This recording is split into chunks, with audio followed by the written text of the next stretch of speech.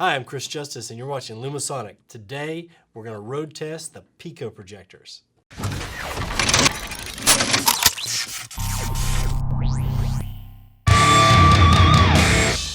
All right, today we're going to talk about some pico projectors.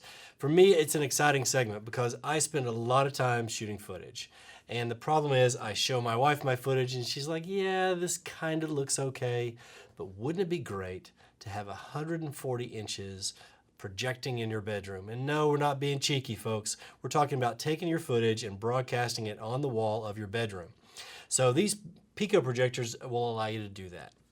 They're very, very small, very lightweight, and quite inexpensive. They have USB inputs, HDMI inputs. They also have a little SD card input, so you can take your footage out and put that onto the SD card. We'll talk about that a bit later. They come with little tripods. Our bedroom actually has a headboard, so we can just drop our projector right on top of the headboard, so we don't really need the tripod. Broadcast anywhere between an 80 and 140 inch screen, and it's perfect for watching Netflix. Can't tell you how many Netflix and chills nights that we've had with this. So after I make my wife suffer through my footage of the day off the drone, I make her watch some Netflix and some Black Mirror. If you haven't watched it, pick it up. All right, so what do you need to know about these things? Well, number one, this is not your standard projector. So don't expect this to be 1,000 or 2,000 lumens that you can use in your living room. These are very designed just specifically for darkness. So this in particular has 50 lumens. Now you're probably asking yourself, is 50 enough? Yes, it is for a dark bedroom. I even watch it on Sunday or Saturday afternoons, and it works fine. What's great about these pico projectors is they're running an Android operating system. So any of the apps that you might expect, anything from Facebook to a calendar app, you can install right on these. And there's about 8 gigabytes of storage on these, so you've got plenty of room for apps. And you can store movies on there as well. The challenge, of course, is with protected content. So you can use these with AirPlay and Apple, but you will have some challenges because the content on Apple devices is encrypted. But you can AirPlay from your desktop. You can AirPlay from a variety of other Android devices. So they work out very nice. So today we're going to focus on the Aodin projector. This is one of my little favorites, and manufactured in China. There's the Aodin T88 and there's the Aodin T89. And the T89, the only difference there is really it's a different color and it provides an HDMI input. So be on the lookout. This comes in 3 colors. It comes in a white, it comes in a black, and it comes in a pink. I don't hate any of them. They're great projectors, but I want to take you through some basic unboxing so you know what to expect. So the Aodin projector is really, really kind of nice. Simple manual. Don't expect much from this. Not written very well, but if you're moderately technical, you'll figure it out. On these, they have a simple power button and a menu button, so that's pretty easy to figure out as well. You also have a power input, standard, and you plug this right into the side, so there's no fancy USB inputs. It's just a regular DC in. It also comes with, as you've seen before, the tripod. And what I like about Aodin is they actually include an HDMI cable, which most of the other projectors do not. So good job, Aodin, there. And again, you see all the materials that you get in there with the tripod. The tripods are actually pretty good quality, to be honest with you. So next, what to expect from these? Well, there is a lens, as you might expect. There's a focus button on the side. Now this is very, very sensitive, so you really kind of have to watch your focus. It's not designed to be something that's super precise, so you actually have to take that into account. There's an HDMI input. There's 2 USB inputs, so you can put external SD cards in there. And then there's also some power buttons, and if you want to go directly off the TF card, you can do that as well. So enough talking. Let's get to projecting so you actually see what these things can do. All right, so now we powered on the projector, and you'll notice there are no wires. The battery inside of these projectors will last about 2.5 hours, so it'll pass the Lord of the Rings test. All of the apps here are installed by default, and you can add additional apps if you put in your Google information for the Google Play Store. Navigation is handled either in this little handy-dandy remote, or you have a nice little wireless adapter here as well, so you can navigate around and use your phone. I mostly use the phone, and you can see here, it's pretty responsive. I'm jumping into a web browser right now. I can go into Google, and go back home, go to my apps, and you've got AirPlay, Facebook, all the things that you might expect from an Android application. It is running Android 4.4.3, so you now go into one of my favorites here. Boom, Netflix.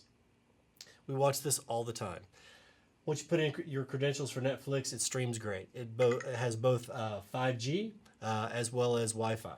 You'll see here the battery is a little bit low. You get that warning all the time, but it'll still go another 30 minutes before you're actually shut down. You see here, you've got Netflix. I don't feel this is home anymore. Now what's great about this room right now is we only have a couple of lights on, so you can imagine that this is like your bedroom. And this is what you can expect. So you've got a lamp on, it's ambient light. This is pretty lit on the back wall there, but you still get a good picture. Now, another point about the projector is that the speakers aren't very strong. They will work. It's perfect for a tent when it's very quiet at night. You can do, and one of the reasons I love the Aodins is they actually have an audio out. So you can put headphones in there, which is great. You can also attach it to an external speaker, a Bluetooth speaker. It works great. So you can see now I've got all of the things that you might expect, including subtitles for Netflix. And if we want to just stop that, we can. And we can go back home. So pretty basic, and it's great. It's one of those things you can just pop up in just a couple minutes. All these apps are standard. Now the funny thing about all the Pico projectors is they install different apps. A lot of them commonly use this app called eShare, which is basically just a wireless connection so that you can use a mouse and navigate through. You've got all of your settings that you might expect from an Android application. Bluetooth, data usage, sound, etc. So you can even print from the projector if you would be crazy enough to do that. But if you want to go and play a movie, we'll play Aliens. So I've loaded this onto the card. One of my favorite movies of all time. Now one of the reasons I like to play this movie is that it's one of the darkest movies out there. It also detects if you want to resume playing, and I'll just go ahead and do that.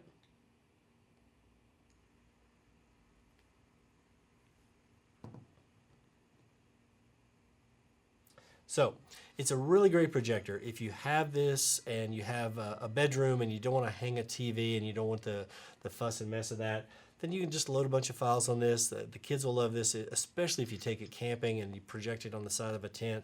Looks fantastic. So this projector is awesome. And also, if you and it comes with also your own controller. So if you want this controller, then get it. So it gives you a pretty big TV, huh? Yeah, instead of just a normal TV. But a word of warning. If you're not technical, don't attempt this. Don't buy a projector like this. If you have some experience with Android operating systems and Android phones, this will be perfect for you. But don't give this to your mother. She won't have the knowledge, won't navigate just like an iPhone. There are little gotchas and file formats and so forth. You can put anything that you want on this card, but it will come with some sacrifices. However, if you're going to broadcast Netflix, and you're going to play movies in your bedroom, this is a perfect thing. It's a perfect addition. It's a perfect gift, and I highly recommend it. And specifically, I recommend the Aodins. This has been good to me, and more importantly, I love it because of the external audio out. That's almost essential because we have a great Bluetooth speaker in our bedroom, and it just really makes a rich environment for watching movies. So I think that's it on this projector. If you'd like to know more, add some comments down below, or just tell us what you think of this video, and we're going to likely do some more.